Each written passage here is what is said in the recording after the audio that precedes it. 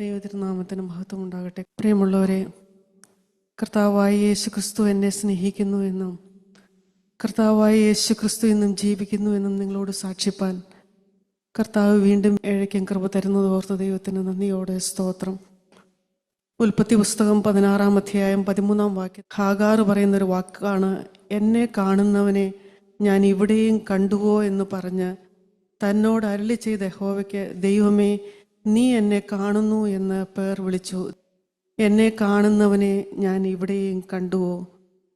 ദൈവമേ നീ എന്നെ കാണുന്നു എന്ന് ഹാഗാർ പറയുകയാണ്.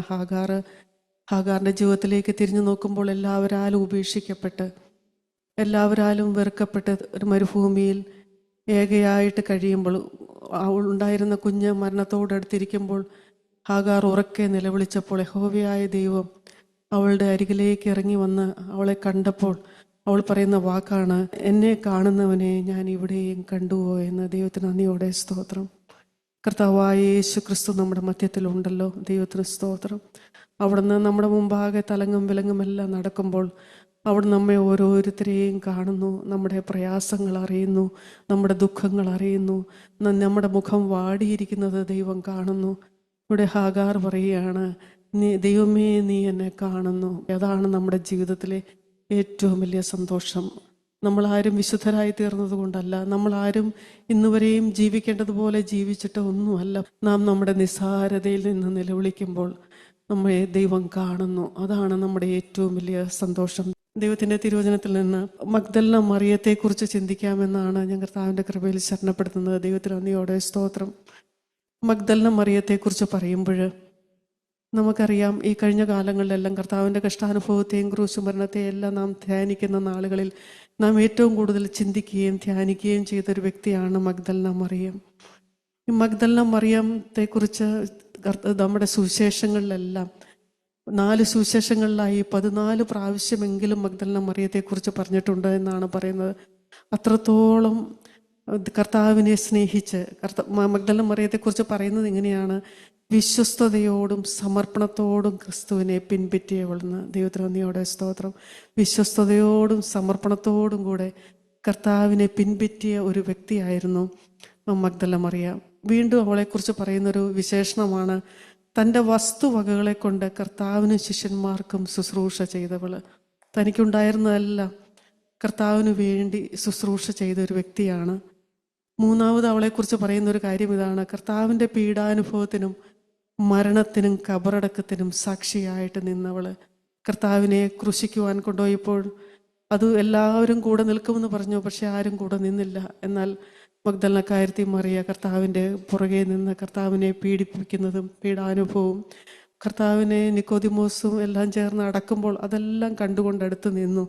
കബറടക്കത്തിനെല്ലാം സാക്ഷിയായിട്ട് നിന്നവൾ. മഗ്ദലന മറിയത്തെക്കുറിച്ച് പറയുന്നത് എങ്ങനെയാണ്, പുനരുത്ഥാനം ചെയ്ത യേശുവിനെ ആദ്യമായിട്ട് കണ്ടവൾ. ദൈവത്തിന് നന്ദിയോടെ സ്തോത്രം. ഞാൻ ഈ കർത്താവിൻ്റെ കഷ്ടാനുഭവത്തെ എല്ലാം ചിന്തിച്ചപ്പോൾ എൻ്റെ ഹൃദയത്തിലേക്ക് ആദ്യം വന്നൊരു വാക്കിതാണ്, ഞാൻ ചിന്തിച്ചത് ഇതാണ്, കർത്താവ് പുനരുത്ഥാനം മരിച്ച ശേഷം ഉയർത്തെഴുന്നേറ്റപ്പോൾ ആദ്യമായിട്ട് പ്രത്യക്ഷപ്പെട്ടത് മറിയയ്ക്കാണ്. ദൈവത്തിന് നന്ദിയോടെ സ്തോത്രം.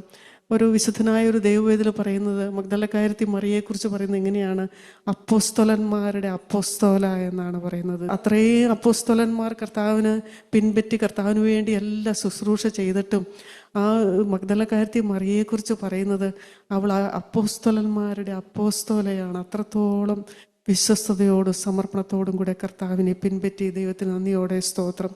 എന്നാൽ നാം മറിയയെക്കുറിച്ച് ചിന്തിക്കുമ്പോൾ ലൂക്കോസിൻ്റെ സുവിശേഷം 8-ാം അധ്യായം അതിൻ്റെ 2-ാം വാക്യത്തിൽ ഇങ്ങനെ പറയുന്നുണ്ട്, അവനോടുകൂടെ 12 അവൻ ദുരാത്മാക്കളെയും വ്യാധികളെയും നീക്കി സൗഖ്യം വരുത്തിയ ചില സ്ത്രീകളും 7 ഭൂതങ്ങൾ വിട്ടുപോയ മഗ്ദലക്കാരത്തി മറിയയും. ദൈവത്തിന് നന്ദിയോടെ സ്തോത്രം.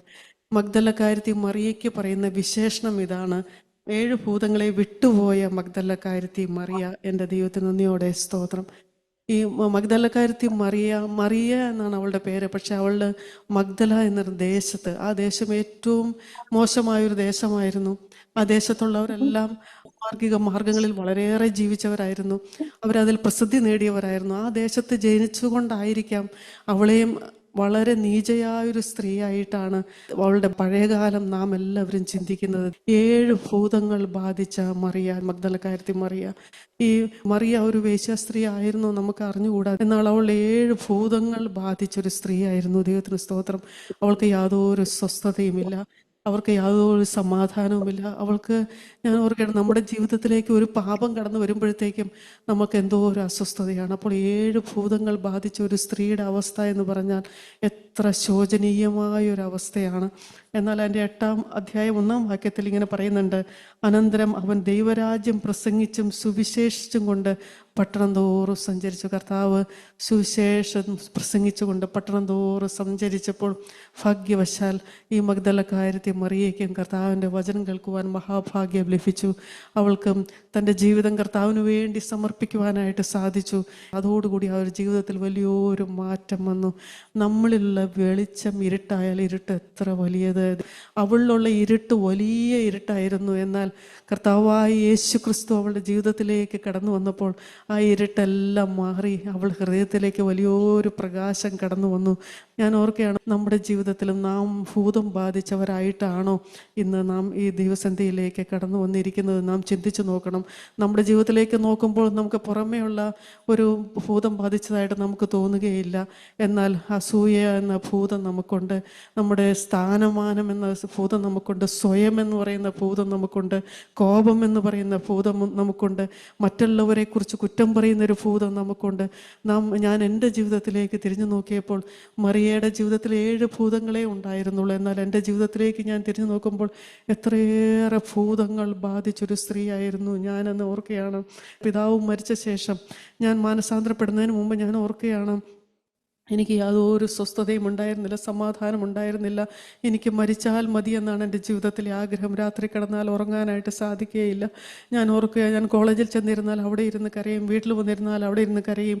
ഒരിക്കലും ഞാൻ ചിരിച്ചിട്ടില്ല. അത്രയേറെ ഭൂതങ്ങൾ ബാധിച്ച എനിക്കും കർത്താവായ യേശു ക്രിസ്തുവിൻ്റെ സന്നിധിയിലേക്ക് കടന്നു ചെല്ലുവാൻ ദൈവം ഒരു മഹാഭാഗ്യം തന്നു. ഇന്ന് നിങ്ങൾ നിങ്ങളുടെ ജീവിതത്തിലേക്ക് തിരിഞ്ഞു നോക്കുക. കർത്താവേ, ഇന്ന് ഭൂതങ്ങളെല്ലാം മാറുന്നൊരു ദിവസമാക്കി ഞങ്ങളെ മാറ്റണമേ എന്ന് പിശാചിൻ്റെ പ്രവൃത്തികളെ അഴിപ്പാൻ തന്നെ ദൈവപുത്രൻ പ്രത്യക്ഷനായി എന്ന് ദൈവത്തിൻ്റെ തിരുവചനം പറയുന്നു. പ്രിയമുള്ളവരെ, നമ്മുടെ ജീവിതത്തിലെ ഓരോ ഭൂതങ്ങളെയും മാറ്റുവാൻ കർത്താവായ യേശു ക്രിസ്തു ഇന്ന് നമ്മളെയും സഹായിക്കുമാറാകട്ടെ. വീണ്ടും അവളെക്കുറിച്ച് പറയുന്നത്, അവൾ ശുശ്രൂഷ ചെയ്യുന്നവളായി തീർന്നു. അവൾ സ്നേഹത്തിൻ്റെ സാക്ഷിയായി ജീവിച്ചു. കർത്താവായ യേശു ക്രിസ്തുവിന് വേണ്ടി ജീവിതം കൊടുത്തപ്പോൾ 7 ഭൂതങ്ങളെല്ലാം അവളുടെ ജീവിതത്തിൽ നിന്ന് ഇറങ്ങിപ്പോയി കഴിഞ്ഞപ്പോൾ അവൾ അനുഭവിച്ച സമാധാനം, അവൾ അനുഭവിച്ച സന്തോഷം എത്ര വലിയതായിരുന്നു. 116-ാം സങ്കീർത്തനം 12-ാം വാക്യത്തിൽ ഇങ്ങനെ പറയുന്നുണ്ട്: യഹോവ എനിക്ക് ചെയ്ത സകല ഉപകാരങ്ങൾക്കും ഞാൻ അവന് എന്ത് പകരം കൊടുക്കും. നമ്മുടെ ജീവിതത്തിൽ പിന്നെ ഭാരങ്ങളുണ്ടാവും,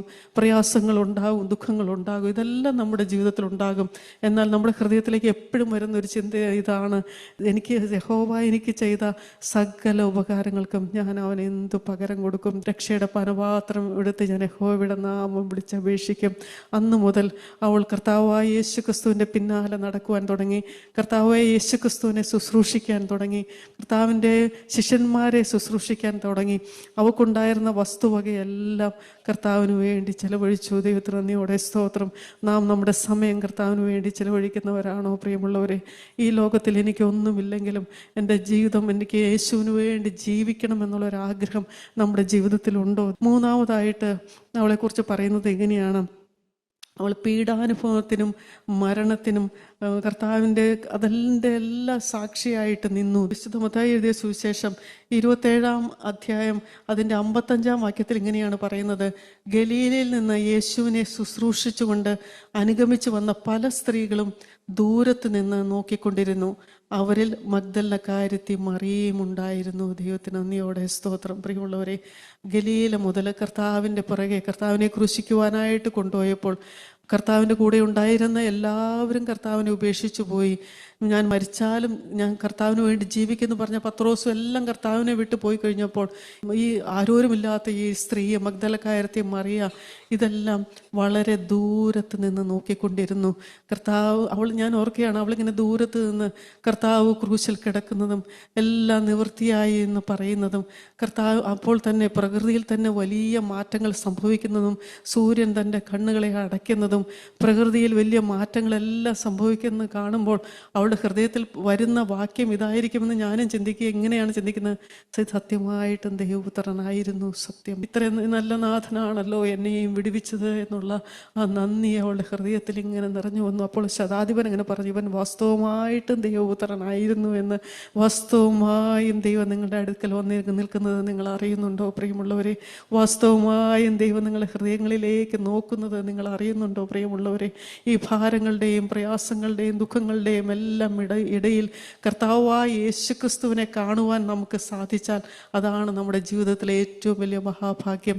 അവളെ ദൂരെ നിന്ന് നോക്കിക്കൊണ്ടിരുന്നു.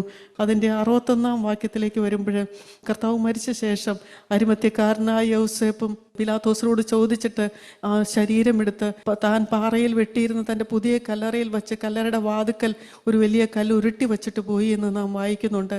അതിൻ്റെ 61-ാം വാക്യത്തിൽ ഇങ്ങനെയാണ് പറയുന്നത്: കല്ലറയ്ക്കെതിരെ മഗ്ദലക്കാരത്തി മറിയേയും മറ്റേ മറിയേയും ഇരുന്നിരുന്നു. ദൈവത്തിന് നന്ദിയോടെ സ്തോത്രം. ആദ്യം അവൾ ദൂരത്ത് നിന്നുകൊണ്ട് ഇതെല്ലാം നോക്കി കണ്ടുകൊണ്ടിരുന്നു. പ്രിയമുള്ളവരെ, കർത്താവിൻ്റെ കഷ്ടാനുഭവം എനിക്ക് വേണ്ടിയാണല്ലോ കർത്താവ് മരിച്ചത് എന്ന് നാം ഓർക്കുമ്പോൾ, നമുക്കൊരു മനസ്സാന്തരം നാം ലഭിച്ചു കഴിയുമ്പോൾ, നമ്മളുടെ കഷ്ടതയിൽ ദൈവം നമുക്കൊരു ആശ്വാസം തരുമ്പോൾ, ആരോരുമില്ല എന്നോർത്ത് നാം കരയുമ്പോൾ, യേശു ഞാൻ നിനക്കുണ്ട് എന്നും പറഞ്ഞ് നമ്മുടെ അടുക്കിലേക്ക് കടന്നു വരുമ്പോൾ കർത്താവ് തരുന്ന ആ സമാധാനം എത്ര വലിയതാണ്. ഞാൻ എൻ്റെ ജീവിതത്തിലേക്ക് നോക്കുമ്പോൾ, ഞാൻ ആരോരുമില്ല എന്ന് ഓർത്ത് കരഞ്ഞ ഒരു സ്ത്രീയാണ്. എൻ്റെ പിതാവ് മരിച്ചുപോയി, ഞാൻ അനാഥയായി പോയി, ഇനി എനിക്ക് എൻ്റെ കാര്യങ്ങളൊന്നും നോക്കുവാൻ എനിക്ക് ആരുമില്ല, എൻ്റെ ജീവിതമെല്ലാം തീർന്നു, എല്ലാം ക്ലോസ്ഡ് ചാപ്റ്ററായിപ്പോയി, അടഞ്ഞുപോയ അധ്യായങ്ങളായിപ്പോയി, ഇനി ഒരിക്കലും ഒരു സന്തോഷം എൻ്റെ ജീവിതത്തിൽ ഉണ്ടാകുകയില്ല എന്നാണ് ഞാൻ ചിന്തിച്ചത്. യേശുവിൻ്റെ അരികിലേക്ക് കടന്നു വരുവാൻ എനിക്കും ഒരു ഭാഗ്യം ലഭിച്ചു. ഒരു നായർ കുടുംബത്തിൽ ജനിച്ച എനിക്കും കർത്താവായ യേശു ക്രിസ്തുവിനെ കാണുവാൻ ദൈവം വലിയ ഒരു മഹാഭാഗ്യം ലഭിച്ചു. ആ ക്രൂശിലേക്ക് നോക്കും തോറും പ്രിയമുള്ളവരെ, ആ ക്രൂശിലെ സ്നേഹം നമ്മുടെ ഹൃദയത്തിലേക്ക് ഒഴുകിക്കൊണ്ടിരിക്കും. ദൈവത്തിന് സ്തോത്രം. ക്രൂശിലെ സ്നേഹം നമ്മുടെ ഹൃദയത്തിലേക്ക് ഒഴുകിക്കൊണ്ടിരിക്കുമ്പോൾ നമ്മൾ ആരാണെന്ന് നമുക്ക് മനസ്സിലാകും. നമ്മൾ എത്ര നീചയായിട്ടുള്ളൊരു സ്ത്രീയായിരുന്നു. ഈ മഗ്ദലക്കാരി മറിയത്തിക്ക് ഒരിക്കലും തോന്നിയിട്ടില്ല അവൾ യോഗ്യയായ ഒരു സ്ത്രീയാണെന്ന് അവൾക്ക് ഒരിക്കലും തോന്നിയിട്ടില്ല. കാരണം അവൾക്കറിയാം അവളുടെ പൂർവ്വകാലം എങ്ങനെയുള്ളതായിരുന്നു എന്ന്. 7 ഭൂതങ്ങൾ ബാധിച്ച് നടന്ന അവസ്ഥ അവൾ എപ്പോഴും ഓർക്കുന്നുണ്ട്. അതുകൊണ്ട് ആ കർത്താവിനെ ക്രൂശിച്ച ശേഷം എല്ലാവരും വിട്ടേച്ച് പോയപ്പോഴും മഗ്ദലക്കാരത്തിയും മറിയയും മറ്റേ സ്ത്രീയും ആ കല്ലറയ്ക്കെതിരെ അവിടെ തന്നെ ഇരിക്കുകയാണ്. അവൾ പോകാതെ അവിടെ തന്നെ ഇരിക്കുകയാണ്. ആദ്യം അവൾ ദൂരെ നിന്ന് നോക്കിക്കൊണ്ടിരുന്നു, പിന്നെ വളരെ അടുത്തേക്ക് കടന്നു വന്നു. 28-ാം അധ്യായം 1-ാം വാക്യത്തിൽ ഇങ്ങനെ പറയുന്നു: ശബ്ബത്ത് കഴിഞ്ഞ് ആഴ്ചവട്ടത്തിൻ്റെ 1-ാം ദിവസം വെളുക്കുമ്പോൾ മഗ്ദലക്കാരത്തി മറിയയും മറ്റേ മറിയയും കല്ലറ കാണുവാൻ വന്നു. നാം ദൈവത്തോട് ചേർന്ന് നടക്കുന്നവരാണോ പ്രിയമുള്ളവരെ? നമ്മൾ എന്തെല്ലാം ജീവിതത്തിൽ വന്നാലും എനിക്കെൻ്റെ യേശുവിനെ വിട്ടു പിരിഞ്ഞ് ജീവിക്കാൻ സാധിക്കുകയില്ല എന്നുള്ളൊരു ചിന്ത നമ്മുടെ ഹൃദയത്തിലുണ്ടോ പ്രിയമുള്ളവരെ? ജീവിതത്തിലേക്ക് തിരിഞ്ഞു നോക്കുമ്പോൾ ഒരു കാലത്ത് എല്ലാം പ്രതികൂലമായി വന്ന് ഞങ്ങൾ കർത്താവായ യേശു ക്രിസ്തുവിന് വേണ്ടി ജീവിതം കൊടുത്ത ശേഷം ഞാൻ ഓർക്കുകയാണ്, ഞാനും എൻ്റെ സഹോദരിയും ഞങ്ങൾ ഒന്നിച്ചിരുന്ന് പ്രാർത്ഥിക്കുമ്പോഴെല്ലാം എല്ലാവരും പ്രതികൂലമായിട്ട് ഞങ്ങൾക്കെതിരെ വന്നപ്പോഴെല്ലാം അവരെല്ലാം ഞങ്ങളെ വഴക്ക് പറഞ്ഞിട്ട് പോയി കഴിയുമ്പോൾ ഞങ്ങൾ മാറിയിരുന്ന് കരഞ്ഞിട്ടുണ്ട്. അവർ വഴക്ക് പറഞ്ഞതുകൊണ്ടല്ല പ്രിയമുള്ളവരെ, ഈ സ്നേഹം തള്ളിക്കളയുവാൻ കഴിയുന്നില്ലല്ലോ എന്നോർത്ത് ഞങ്ങൾ വിട്ട് കരഞ്ഞിട്ടുണ്ട്. കാരണം ഞങ്ങളെ പിടിച്ച സ്നേഹം അത്ര വലിയതായിരുന്നു. ആ സ്നേഹത്തിൻ്റെ പുതപ്പ് കൊണ്ട് കർത്താവായ യേശു ക്രിസ്തു ഇന്ന് നമ്മുടെ മധ്യത്തിലേക്ക് കടന്നു വന്നിട്ടുണ്ട്. ആ പുതപ്പ് നിങ്ങളുടെ മേലിട്ട് തന്നാൽ പ്രിയമുള്ളവരെ, പിന്നെ നിങ്ങളെപ്പോഴും ചിന്തിക്കും എനിക്കിത് മതിയെന്ന്. വീണ്ടും മഗ്ദലക്കാരത്തി മറിയ പുനരുത്ഥാനത്തിൻ്റെ സാക്ഷിയായി തീർന്നു. മറിയ ചോദിക്കുന്ന ചില ചോദ്യങ്ങളുണ്ട്. അതിന് യോഹന്നാന്റെ സുവിശേഷം 20-ാം അധ്യായം 13-ാം വാക്യത്തിൽ അവളിങ്ങനെ പറയുന്നുണ്ട്: എൻ്റെ കർത്താവിനെ എടുത്തുകൊണ്ടുപോയി അവനെ എവിടെ വച്ചു എന്ന് ഞാൻ അറിയുന്നില്ല എന്ന് അവൾ പറയുന്നുണ്ട്. വീണ്ടും 15-ാം വാക്യത്തിൽ പറയുന്നുണ്ട്: യജമാനനെ, നീ അവനെ എടുത്തുകൊണ്ടുപോയി എങ്കിൽ അവനെ എവിടെ വച്ചു എന്ന് പറഞ്ഞു തരിക, ഞാൻ അവനെ എടുത്തുകൊണ്ട് പോയിക്കൊള്ളാം. അവളുടെ ഹൃദയത്തിൽ വലിയൊരു വെപ്രാളമായി. ഇവിടെ ചോദിക്കുന്നത്, നീ എന്താണ് തിരയുന്നത് എന്ന് ചോദിക്കുന്നുണ്ട്. നാം എന്താണ് തിരയുന്നത്? യേശു അവളോട് ചോദിക്കുകയാണ്, സ്ത്രീയെ, നീ കരയുന്നത് എന്ത്? ആരെ തിരയുന്നു എന്ന്. ദൈവത്തിന് നന്ദിയോടെ സ്തോത്രം. സമാധാനത്തെ തിരഞ്ഞുകൊണ്ടാണോ? ആശ്വാസത്തെ തിരിഞ്ഞുകൊണ്ടാണോ, മക്കളെ ഓർത്ത് വ്യാകുലപ്പെട്ടതുകൊണ്ടാണോ, നമ്മുടെ രോഗത്തെ ഓർത്ത് വ്യാകുലപ്പെട്ടുകൊണ്ടാണോ, ഭർത്താവിനെ ഓർത്ത് വ്യാകുലപ്പെട്ടത് കൊണ്ട് എന്ത് തിരഞ്ഞുകൊണ്ടാണ് നിങ്ങൾ നീ വന്നിരിക്കുന്നത് എന്ന് ചോദിക്കുകയാണ്. ഇവൾ വെപ്രാളപ്പെട്ട് ചോദിക്കുകയാണ്, എൻ്റെ കർത്താവ് എവിടെ പോയി? എൻ്റെ കർത്താവിനെ മാത്രം മതി എന്ന് പറയുമ്പോൾ അതിൻ്റെ ഏറ്റവും മനോഹരമായിട്ടുള്ളൊരു വാക്യം അവിടെ പറയുന്നുണ്ട്. അപ്പോൾ തന്നെ കൊണ്ടുപോയിക്കൊള്ളാമെന്ന് അവനോട് പറഞ്ഞു. അപ്പോൾ 16-ാം വാക്യത്തിൽ യേശു അവളോട് മറിയേ എന്ന് പറഞ്ഞു. ദൈവത്തിന് നന്ദിയോടെ സ്തോത്രം. അവളുടെ സ്നേഹം കണ്ടപ്പോൾ, അവൾ കർത്താവിനോടുള്ള അവളുടെ നന്ദിയും സ്നേഹവും എല്ലാം കണ്ടപ്പോൾ ഉടനെ കർത്താവ് വിളിക്കുകയാണ് മറിയേ എന്ന്. നമ്മെ ഓരോരുത്തരെയും പേര് ചൊല്ലി വിളിക്കുന്നവനായൊരു ദൈവം നമ്മുടെ അരികിലേക്ക് ചേർന്ന് നിൽക്കുന്നു. ഞാൻ ഓർക്കാറുണ്ട്, സങ്കടപ്പെട്ടിരിക്കുമ്പോൾ, വാടിയിരിക്കുമ്പോൾ, മുഖം മ്ലാനമായിട്ടിരിക്കുമ്പോഴെല്ലാം അടുത്ത് വന്നിരുന്ന് എൻ്റെ പേർ ചൊല്ലി വിളിക്കുന്നവനായൊരു ദൈവം. ഉടനെ തന്നെ മറിയ പറഞ്ഞു റബ്ബൂനി എന്ന് വിളിച്ചു. കർത്താവായ യേശു ക്രിസ്തു നമ്മുടെ അരികിലേക്ക് കടന്നു വന്നുകൊണ്ട് നമ്മളോട് ഓരോരുത്തരെയും നമ്മെ പേർ ചൊല്ലി വിളിക്കുമ്പോൾ നമ്മുടെ ഭാരങ്ങളും പ്രയാസങ്ങളും ദുഃഖങ്ങളും എല്ലാം നമുക്ക് കർത്താവിൻ്റെ കരങ്ങളിലേക്ക് താഴ്ത്തി സമർപ്പിക്കാം. അതിന് ദൈവത്തിൻ്റെ പരിശുദ്ധാത്മാവ് നമ്മെ ഓരോരുത്തരെയും സഹായിക്കുമാറാകട്ടെ. ദൈവത്തിന്